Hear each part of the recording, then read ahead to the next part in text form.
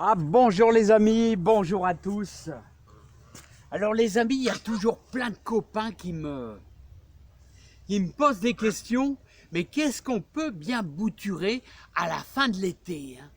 À la fin de l'été, il y a toujours quelques plantes qui ont un moment favorable pour réussir les boutures.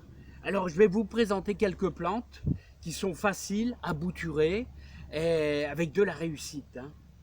Voilà, donc je pourrais vous présenter par exemple l'hortensia, qui est facile à bouturer, et à la fin de l'été, c'est c'est le moment le plus intéressant, hein.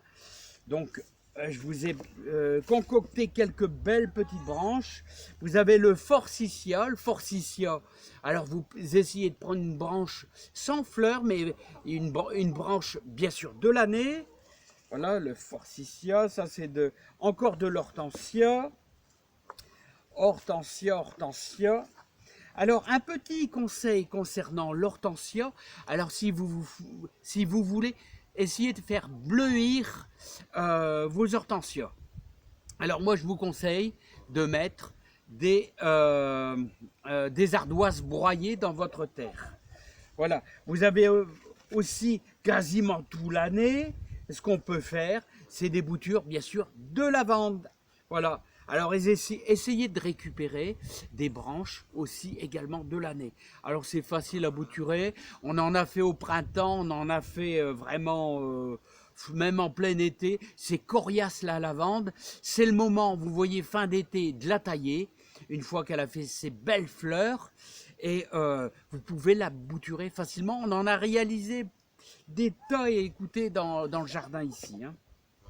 Vous avez bien sûr le chèvrefeuille. Alors chèvrefeuille également, ça c'est à bouturer. Il y a aussi le fusain panaché tout simplement, facile à bouturer. Alors je vais vous faire voir comment je fais. Tout simplement, je vais mettre en pause et je vais essayer de vous faire voir ça au mieux, les amis. Allez hop, c'est parti, mon kiki. Alors, moi je fais toujours le même principe, c'est-à-dire moitié terre de jardin, vous voyez. Alors quasiment un grand bonceau, comme ici, vous voyez, ici, comme ça. Et je vais ajouter autant de terreau. Vous voyez, autant de terreau comme ça. Voilà. On va faire un bon mélange. On va faire un bon mélange ensemble, comme ça, comme ceci.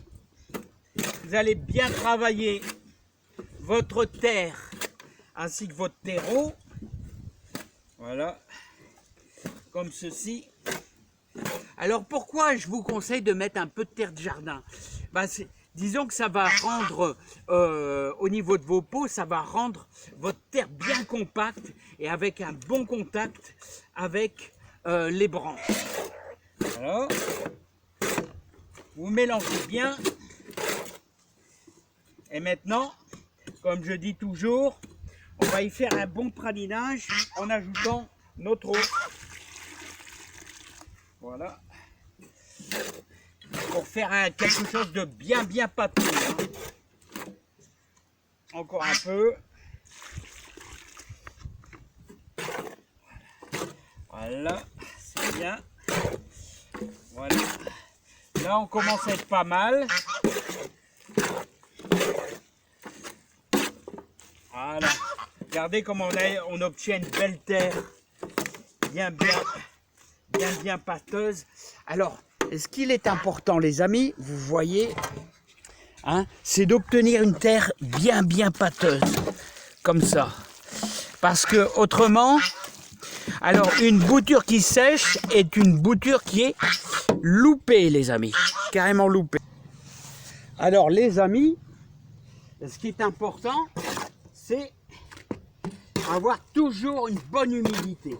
Alors, une chose aussi qui est importante, c'est que quand vous coupez vos branches, ici, ça fait 1 heure que je les ai coupées, vous devez tout de suite les mettre dans l'eau, hein. Il ne faut pas que ça traîne, hein. Il ne faut vraiment pas que ça traîne, autrement, vous risquez de louper vos boutures. Alors voilà, on a fait nos 2 pots. Alors, je vous présente un peu la chose magnifique à faire, c'est bien sûr les hortensias. Alors les hortensias, vous allez pratiquer, alors au niveau des branches de l'année, vous allez surtout couper en dessous, vous voyez, des feuilles là. Voilà, vous allez bien sûr couper les feuilles. Regardez, comme ça, comme ceci. Vous allez couper celle-ci, là, voilà. Et celle-ci, vous pouvez les couper qu'à moitié, voilà, comme ça. Voilà. On va bien l'enfoncer au fond. Voilà, ici, regardez, on a toujours le même rameau. On va couper juste en dessous des petits bourgeons, là, et de cette feuille. Voilà. Comme ceci. Voilà. Ah, c'est bien sûr des branches de l'année, hein. Voilà. L'hortensia, comme ici. Vous voyez, juste en dessous des feuilles. Voilà. Voilà. Alors, comme je vous disais, tout simplement, les hortensias, pour les faire bleuir, bien sûr, de l'ardoise, ça va super bien. Il faut la concasser et mettre ça dans votre terre. Voilà. Ensuite, qu'est-ce que je pourrais vous dire? Voilà. Le forsythia. Le forsythia, c'est toujours le même principe. Les boutures, on va couper juste en dessous, vous voyez, des feuilles. On va simplement récupérer des petits bâtonnets. Voilà. Des petits bâtonnets, on va en faire 2. Voilà. On va pouvoir placer, vous voyez, comme ça, carrément dans votre pot, hein. Voilà, on va en faire un deuxième. Voilà, vous pouvez quasiment, le forsythia, faire ça directement en pleine terre, hein. C'est tout à fait possible. Vous pouvez aussi faire ça, hein, tout simplement. Voilà, on va en faire un deuxième. Voilà. Hop, on va couper. Voilà le forsythia. La lavande, très facile à faire. Il n'y a quasiment pas de boulot. Voilà, c'est même pas obligatoire, vous voyez. Tout simplement, on fait ceci. Voilà. Voyez, on implante. Voilà, comme ceci. Vous voyez, vous implantez. Voilà, la lavande. Alors surtout, ce qu'il faudra veiller quand on fait toutes ces boutures-là, voilà, le fuchsia, c'est pareil. On peut faire des fuchsias.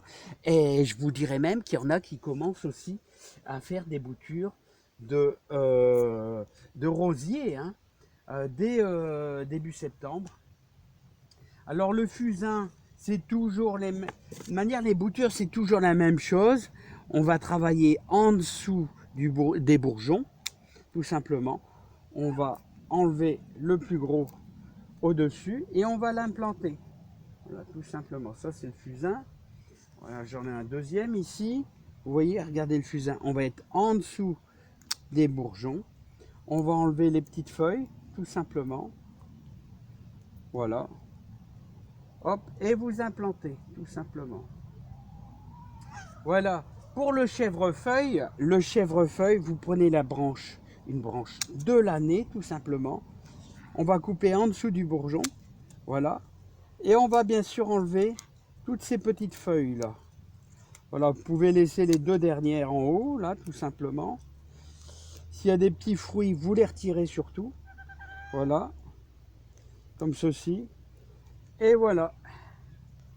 Tout simplement. Alors, je vous conseille, les amis, de mettre vos boutures. On fera certainement du rosier plus tard, mais moi j'ai plutôt tendance à attendre le mois de novembre. Mais vous pouvez démarrer, c'est toujours le même principe, en dessous avec une branche de l'année, bien costaud. Si vous avez du 1 petit centimètre, c'est pas mal. Et ensuite, vous coupez en dessous des bourgeons. Et je vous conseille de mettre tous vos boutures, vous voyez, dans un endroit à l'ombre, à l'abri du soleil, où c'est ombragé tout simplement, hein. Voilà, donc je vous ai fait voir un petit peu. J'espère que la vidéo sera super intéressante pour vous. Regardez. moi j'ai fait au mieux pour vous expliquer un petit peu le principe. Voilà. Et alors, moitié terre de jardin et moitié terreau, tout simplement. Voilà, je peux pas. J'espère que ça vous donnera quelques conseils et ça vous donnera quelques idées, plutôt quelques idées. Allez, je vous aime très fort et je vous dis à bientôt.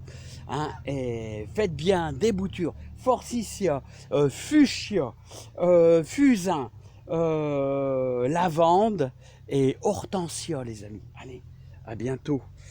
Bye bye. Et gardez toujours vos boutures humides.